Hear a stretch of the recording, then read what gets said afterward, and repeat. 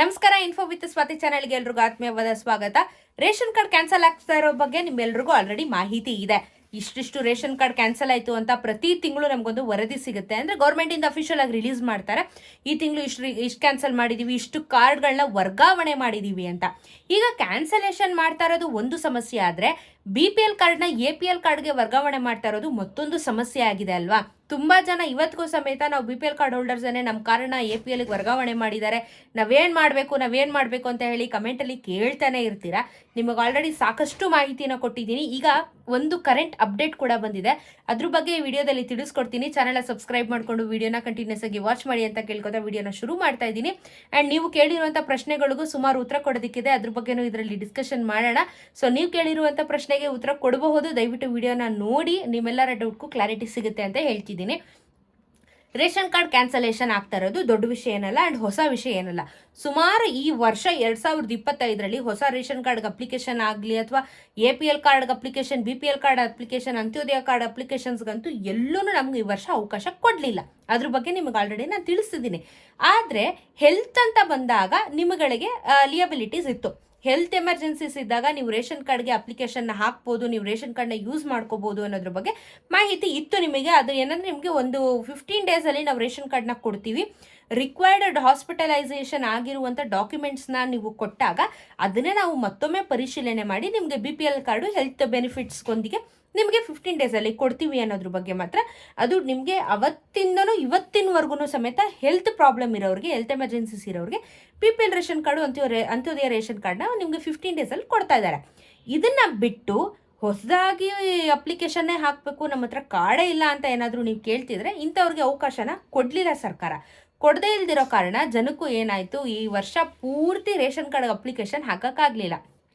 ಈಗ ಸರ್ಕಾರ ಏನು ಮಾಡ್ತಾ ಇದೆ, ಮೇಜರ್ ಆಗಿ ಕೆಲವೊಂದಷ್ಟು ವಿಪಕ್ಷಗಳಿಂದ ನಾವು ಮಾತುಗಳನ್ನ ಕೇಳೋದಾದರೆ ಅಥವಾ ಟೆಕ್ನಿಕಲಿ ಸ್ಪೀಕಿಂಗ್ ಮಾಡೋದಾದ್ರೂ ರೇಷನ್ ಕಾರ್ಡ್ಗಳನ್ನ ಕ್ಯಾನ್ಸಲೇಷನ್ ಮಾಡ್ತಾ ಇದ್ದಾರೆ. ರೇಷನ್ ಕಾರ್ಡ್ ಕ್ಯಾನ್ಸಲೇಷನ್ ಮಾಡಿದ ತಕ್ಷಣ ಏನು ಇದಾಗ್ಬಿಡುತ್ತೆ ಅಂತಲ್ಲ, ಇವ್ರಿಗೆ ಕೋಟಿ ಫಂಡು ಉಳಿಯುತ್ತೆ. ಯಾಕಂದರೆ ಒಂದು ರೇಷನ್ ಕಾರ್ಡಿಂದ ಎಷ್ಟು ಬೆನಿಫಿಟ್ಸ್ ಇದೆ, ಆ ಬೆನಿಫಿಟ್ಸ್ ಎಲ್ಲ ಕಟ್ ಡೌನ್ ಆದಾಗ ಇವ್ರಿಗೆ ಎಷ್ಟು ದುಡ್ಡು ಸೇವ್ ಆಗುತ್ತೆ, ಅದನ್ನು ಸಮೇತ ಇಲ್ಲಿ ಮೇಜರ್ ಇಂಪ್ಯಾಕ್ಟ್ನ ತಗೋತಿರೋದು. ಕೋಟಿ ಉಳಿಸೋದಕ್ಕೋಸ್ಕರ ಜನರದ್ರು ಅಮಾಯಕವಾಗಿರೋಂಥವ್ರದ್ದು BPL ಕಾರ್ಡ್ಗಳನ್ನ ಕ್ಯಾನ್ಸಲೇಷನ್ ಮಾಡ್ತಾ ಇದ್ದಾರೆ ಅಂತ ಹೇಳ್ಬಿಟ್ಟು ಎಲ್ಲ ಕಡೆನೂ ಈ ವಿಚಾರವಾಗಿ ಕೆಲವೊಂದಷ್ಟು ಟೀಕೆಗಳು ಈಗ ಬರ್ತಾ ಇರೋದನ್ನ ನೀವು ನೋಡ್ತಾನೆ ಇರ್ತೀರಾ. ಈ ತರ ಆಪೋಸಿಟ್ ಆಗಿ ಮಾತಾಡ್ತಾ ಇರೋದನ್ನು ನೋಡಿರ್ತೀರಾ, ಕೇಳಿರ್ತೀರಾ. ಇದೆಲ್ಲ ಕರೆಕ್ಟ್ ಅಲ್ವಾ? ಹೌದು. ನಾವಿವಾಗ ಯೋಚನೆ ಮಾಡಿ, ನೀವು ಇವಾಗ ಗೃಹಲಕ್ಷ್ಮಿ ಯೋಜನೆ ಬರ್ತಾ ಇದೆ, ಅನ್ನಭಾಗ್ಯ ಯೋಜನೆ ಬರ್ತಾ ಇದೆ, ಫ್ರೀ ಬಸ್ ಬಿಡಿ, ಇದಕ್ಕೂ ಸಂಬಂಧ ಇಲ್ಲ. ಮತ್ತೆ ಇವಾಗ ಯುವ ನಿಧಿ ಬರ್ತಾ ಇದೆ. ಕೆಲವೊಂದಷ್ಟು ವಿಚಾರಗಳ ಬಗ್ಗೆ ನಾವು ಕಾನ್ಸಂಟ್ರೇಟ್ ಮಾಡಿದಾಗ ಬರೀ ಸ್ಟೇಟ್ ಗೌರ್ಮೆಂಟ್ ಅಂತಲ್ಲ, ಸೆಂಟ್ರಲ್ ಗೌರ್ಮೆಂಟ್ ಇಂದನೇ ನಿಮ್ಗೆ ಎಷ್ಟೆಲ್ಲ ಲಾಭ ಇರುತ್ತೆ. ಸೊ ಸರ್ಕಾರ ಇದನ್ನು ಕ್ಯಾನ್ಸಲ್ ಮಾಡಿದಾಗ ಏನಾಗುತ್ತೆ, ಫಂಡು ಉಳ್ಕೊಳ್ಳುತ್ತೆ.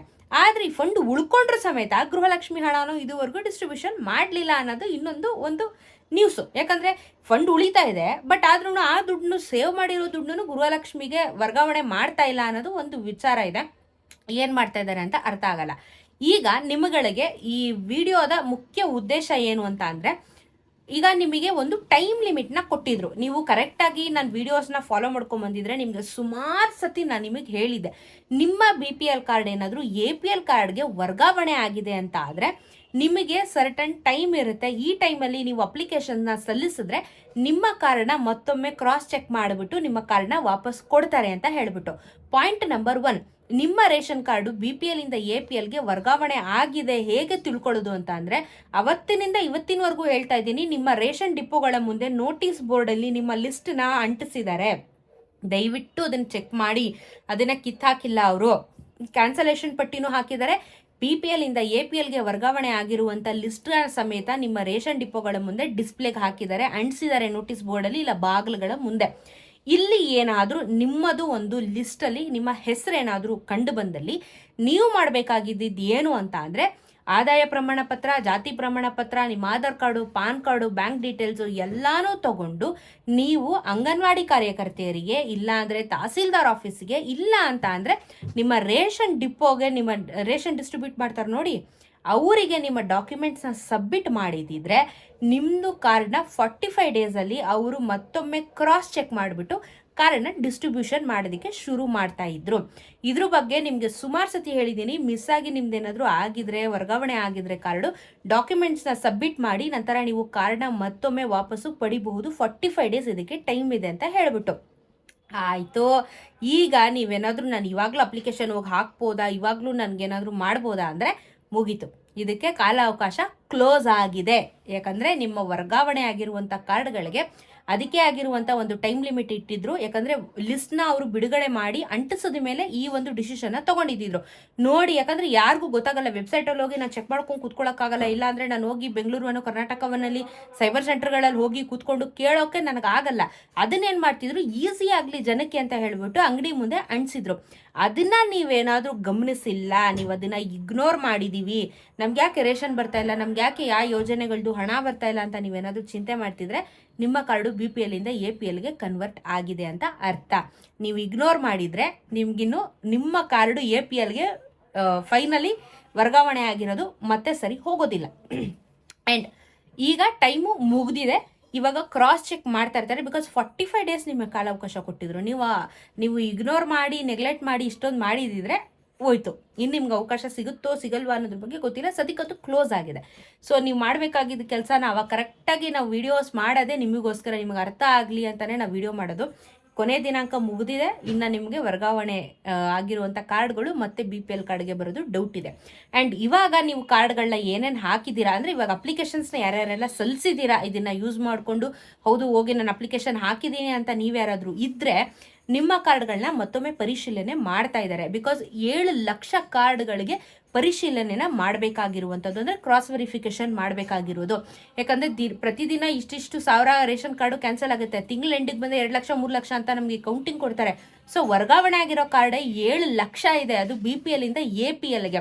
ಈ 7 ಲಕ್ಷ ಕಾರ್ಡ್ಗಳಲ್ಲಿ ಅಪ್ಲಿಕೇಶನ್ಸ್ಗಳಲ್ಲಿ ಇವಾಗ ಕ್ರಾಸ್ ವೆರಿಫಿಕೇಶನ್ ಮಾಡಬೇಕಾಗಿದೆ.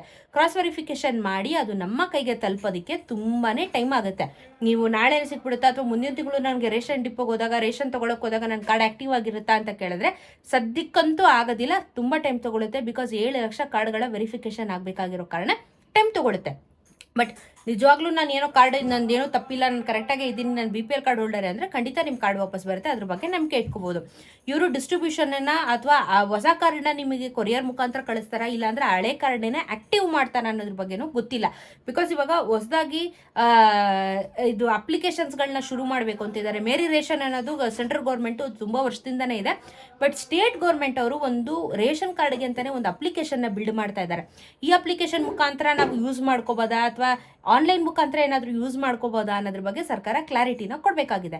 ನಿಮಗೆ ನಿಮ್ಮ ರೇಷನ್ ಕಾರ್ಡ್ ಕ್ಯಾನ್ಸಲ್ ಆಗಿದೆ, ವರ್ಗಾವಣೆ ಆಗಿದೆ ಅಂತ ತಿಳ್ಕೊಬೇಕಾಗಿದ್ರೆ ನೀವು ರೇಷನ್ ಡಿಪೋಗಳ ಮುಂದೆ ಹಾಕಿರುವಂಥ ನೋಟಿಸ್ ಬೋರ್ಡ್ನ ಚೆಕ್ ಮಾಡಬೇಕಿತ್ತು. ಈಗ ಕಾಲಾವಕಾಶ ಮುಗಿದಿದೆ, ನಿಮ್ಮ ಕಾರ್ಡ್ಗಳು ಬೇಗ ಸಿಕ್ಕಲಿ ಅನ್ನೋದಷ್ಟೇ ಉದ್ದೇಶ. ಬಟ್ ಇವತ್ತೇ ಕೊಡ್ತೀವಿ ನಾಳೆನೇ ಕೊಡ್ತೀವಿ ಅಂತ ಸರ್ಕಾರ ಹೇಳಿಲ್ಲ. ಬಟ್ ಇವಾಗ ಈ ಅಪ್ಲಿಕೇಶನ್ ಹಾಕೋಕ್ಕೆ ಟೈಮು ಮುಗಿದಿದೆ ಅನ್ನೋದಷ್ಟೇ ಇಂಪಾರ್ಟೆಂಟು.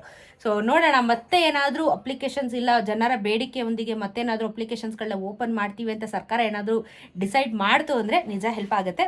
ಇಲ್ಲ ಅಂದರೆ ಹೋಯ್ತು ಅಂತ ಅಂದ್ಕೊಳ್ಳಿ, ಇನ್ಯಾವತ್ತೂ ಮಾಡೋಕ್ಕಾಗಲ್ಲ. ಆ್ಯಂಡ್ ಕೆಲವೊಂದಷ್ಟು ಜನ ನನಗೆ ಕಮೆಂಟ್ ಹಾಕಿದ್ರು, APL ಇಂದ BPLಗೆ ಕನ್ವರ್ಟ್ ಮಾಡ್ಕೋಬೋದಾ ಅಂತ ಹೇಳ್ಬಿಟ್ಟು. ನೀವು ಮೊದಲಿಂದನೂ APL ಆಗ್ಬಿಟ್ಟು ಇವಾಗ BPL ಕಾರ್ಡ್ ಬೇಕು ಅಂದರೆ ಸಿಗೋದಿಲ್ಲ. ಇಫ್ ಇನ್ ಕೇಸ್ ನಿಮ್ದೇನಾದರೂ BPL ಇಂದ APL ವರ್ಗಾವಣೆ ಆಗಿ APL ಇಂದ BPLಗೆ ವಾಪಸ್ ಬರಬೇಕು ಅಂದರೆ ಅಪ್ಲಿಕೇಶನ್ ಟೈಮು ಮುಗಿದೋಗಿದೆ.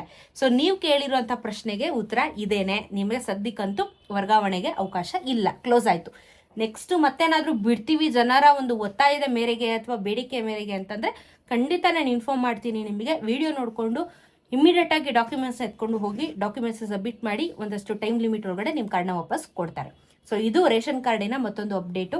ಸೊ ನೆಕ್ಸ್ಟ್ ಏನೇ ಅಪ್ಡೇಟ್ಸ್ ಇದ್ರು ವಿಡಿಯೋ ಮಾಡಿ ತಿಳಿಸ್ಕೊಡ್ತೀನಿ. ಚಾನಲ್ನ ಸಬ್ಸ್ಕ್ರೈಬ್ ಮಾಡ್ಕೊಳ್ಳಿ. ಏನೇ ಡೌಟ್ಸ್ ಇದ್ರು ಕಮೆಂಟಲ್ಲಿ ತಿಳಿಸುವಂಥ ಪ್ರಯತ್ನ ಮಾಡಿ. ಸಿಗೋಣ ಮತ್ತೊಂದಷ್ಟು ವಿಡಿಯೋ ಒಂದಿಗೆ. ನಮಸ್ಕಾರ.